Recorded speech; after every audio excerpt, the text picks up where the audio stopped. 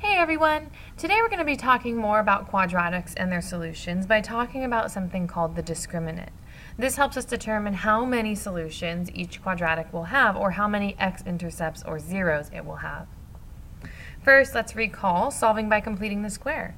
Remember, completing the square is where you need a blank in your polynomial, so I'm going to go ahead and add 47 over to both sides, getting that blank on the left-hand side. So I have 4v squared minus 8v with a blank equals positive 40. I then need to divide everything by 4 because I am not allowed to have a leading coefficient other than 1. So I end up with v squared minus 8 divided by 4, which is 2v, equals a positive, and I keep that blank, 10. I now need to fill in this blank, so I divide this middle coefficient by 2. That gives me a negative 1. Remember that negative 1 to help you factor later. I square this, and I get a positive 1, which tells me I need to add 1 to both sides of my equation. Then on the left, I proceed to factor this new trinomial that I have, and the shortcut is to take your variable v, add or subtract the number in parentheses, so minus 1, all squared, equals, and on the left I have a positive 11. This is the completed square. From here you can proceed to solve, and in order to do that, I need to get rid of this exponent by square rooting both sides. Don't forget your plus or minus. So on the left, the radical and the exponent cancel, so I have v minus 1 equals positive or negative square root of 11. I then add 1 to both sides, and since there is a radical, we can leave our answer just like this. Positive or negative square root of 11 plus 1 on the outside. Quadratic formula. X equals negative b plus or minus the square root of b squared minus 4ac all over 2a. Remember, you may only use this when there is a 0 on one side, so I'm going to go ahead and add 7 to both sides. I then have 5a squared minus 10a minus 10 equals 0, and since everything's divisible by 5, I'm going to go ahead and do that to make my numbers a little smaller. So I have a squared minus 2a minus 2 is equal to 0. In this equation, I have an a value of 1, a b value of negative 2, and a c value of negative 2 as well. Now I proceed to plug these into my quadratic formula. So I have negative b, which is negative 2, plus or minus the square root of b, which is negative 2 squared, minus 4 times a, which is 1, times c, which is negative 2, all over 2 times a, which is 1. This becomes a positive 2 plus or minus the square root of 4. When I multiply negative 4 and 1, I get negative 4, times negative 2, I get a positive 8, all over 2. This becomes 2 plus or minus the square root of 12, all over 2. Don't forget that you must make your pairs. So I have 4 times 3 and 2 and 2. Since I am able to make a pair, I can take out this 2 from my radical. So I have 2 plus or minus. I then took out a 2 from my radical, leaving me only with that 3 that did not pair up with anything, all over my denominator of 2. From the top, I see that there's a common factor of 2, so I factor this out, leaving me 1 plus or minus just rad 3. So again, all I did is I factored out a 2 from my numerator, all over my denominator of 2. Now, since this 2 is multiplication, I can cross those out with the denominator, leaving me with just 1 plus or minus the radical of 3. And that is your final answer for x. Or in this case, a is equal to 1 plus or minus rad 3. Now today we're going to talk more about the quadratic formula and how we can identify how many solutions each equation will have. Remember, your quadratic formula is the solution of an equation in standard form, and we use this formula to help us solve for x. We find the roots using the quadratic formula. Another way to ask for these might be to also say the zeros or the x-intercepts. Those are all three interchangeable words.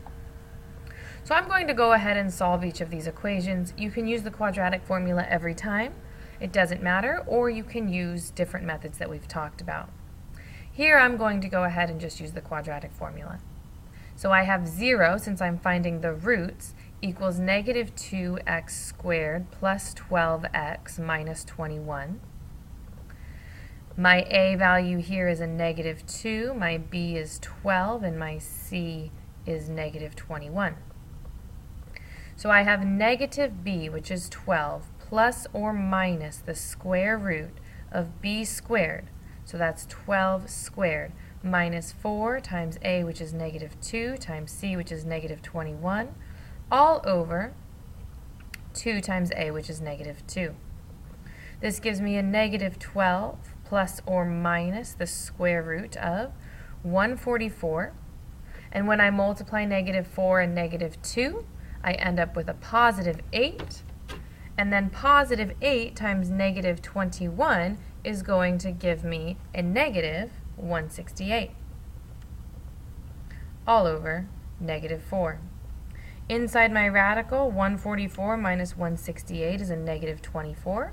So that gives me negative 12 on the outside, plus or minus the square root of negative 24 all over negative 4. And we've talked about how you're not allowed to have a negative underneath a square root. So this gives us no solution. And in terms of your graph, there were 0 roots or 0 x-intercepts. So your graph never crosses the x-axis.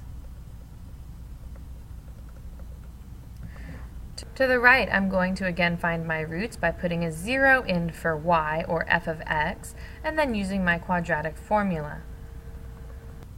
So what I can do now is see that there's a common factor of 5, so I'm going to divide everything by 5 to make my numbers just a little bit easier to work with. So I have 0 still on the left, and that equals positive x squared minus 8x plus 16. Now, using my quadratic formula, a is just a 1. There's a 1 in front of x squared. B is negative 8, and c is 16. So I have negative b, which is negative 8, plus or minus the square root of b squared, so that's negative 8 squared minus 4 times a, which is 1, times c, which is 16, all over 2 times a, which is 1. So this gives me positive 8 plus or minus the square root of 64 minus, when I multiply 4 and 1, I get 4 times 16 is 64 all over 2. This becomes 8 plus or minus the square root of 0 all over 2. So that's 8 plus or minus, the square root of 0 is just 0 all over 2. But adding 0 or subtracting 0 doesn't change the numerator. So this is just 8 over 2, which is 4. This has one solution, therefore it crosses the x-axis one time. And notice it only has one solution because there was a 0 underneath the radical. Therefore, when I added or subtracted 0, it didn't change, leaving me with just one solution. Last, I'll find my intercepts by putting a 0 in for y. So I have 2x squared minus 4x. I can divide both of these by 2 to make my numbers a little bit more convenient. So that gives me 0 equals x squared minus 4, which when I divided by 2 gave me 2x. From here, I say a is 1. My b value is a negative 2, and the c value out here is just 0. So c is 0. Plugging these in, I have negative b, which is a negative 2, plus or minus the square root of b, which is negative 2 squared, minus 4 times a, which is 1, times c, which is 0, all over 2 times a, which is 1. This gives me positive 2 plus or minus the square root. Negative 2 squared is 4. Negative 4 times 1 times 0 is just 0, all over 2.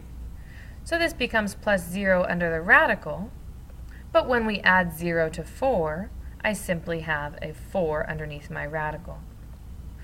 Notice this is a positive, and when I square root it, I get a 2, so 2 plus or minus 2 all over 0. I have 2 plus 2. That 0 on the bottom should be a 2. That was a mistake I made. All over 2, which is 4 over 2, which is positive 2. And your second equation would be 2 minus 2 over 2, which is 0 over 2, which is 0. So we have 2 solutions. Therefore, your graph crosses the x-axis twice. So 3 cases. We have the case where your graph will never cross the x-axis, where it crosses the x-axis once, and where it crosses the x-axis twice. And this is due to the fact that you either have no solution, you have one solution, or you have 2 solutions. So from here, we're going to talk about the discriminant. What causes the different numbers of solutions? And this would be the discriminant. When you look at your quadratic formula, this is your quadratic formula, the discriminant is the part underneath the radical. As we saw on the last slide, there are 3 cases. Your discriminant is either positive, it's negative, or it is 0. So in the case where your discriminant is positive, so that is just the b squared minus 4ac part.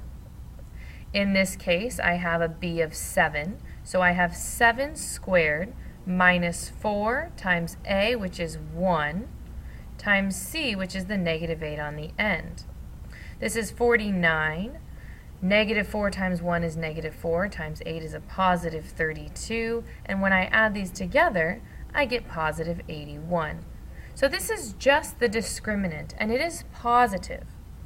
When you have a positive discriminant, you are going to have 2 solutions. So 2 x-intercepts, or 2 zeros. Either way you'd like to say it is fine. If your discriminant is negative, so here my b is 2. So 2 squared minus 4 times a, which is this negative 1, times c, which is a negative 3. That gives me 4. Negative 4 times negative 1 is positive 4, times negative 3 is negative 12. 4 minus 12 is negative 8. This is negative. Anytime you have a negative underneath that radical, so remember this comes underneath the radical in your quadratic formula, there is no solution. So this has 0 x-intercepts, or 0 roots. Either way you say it is fine. Last, if I take my b, which is negative 6, and square it, minus 4 times a, which is 1, times c, which is 9, this will give me my discriminant. So that's positive 36, and multiplying all these 3 gives me negative 36. Subtracting, I get a 0. When there is a 0 underneath the radical, so when this discriminant underneath is 0, I'm going to end up with only one solution, or one real root. On this next slide, we're going to go ahead and continue to determine how many zeros each quadratic has. In order to do this, we are going to use the discriminant, which is simply b squared minus 4ac. It is the part underneath the radical of your quadratic formula. There are 3 cases that we have. If it's positive, negative, or 0, we will end up with a different number of zeros, or solutions, for each quadratic. Positive will give us 2 real zeros, negative will give us no real zeros, and 0 will give us 1 real zero. So here I'm going to look at my b, which is 4, my a, which is 1, and my c, which is 6, to get b squared. So 4 squared minus 4 times a, which is 2, times c, which is 6. That gives me 16, and then when I multiply these 3, I get minus 48, which is a negative, and as I do get negative 32. Since our discriminant is negative, there are no real zeros.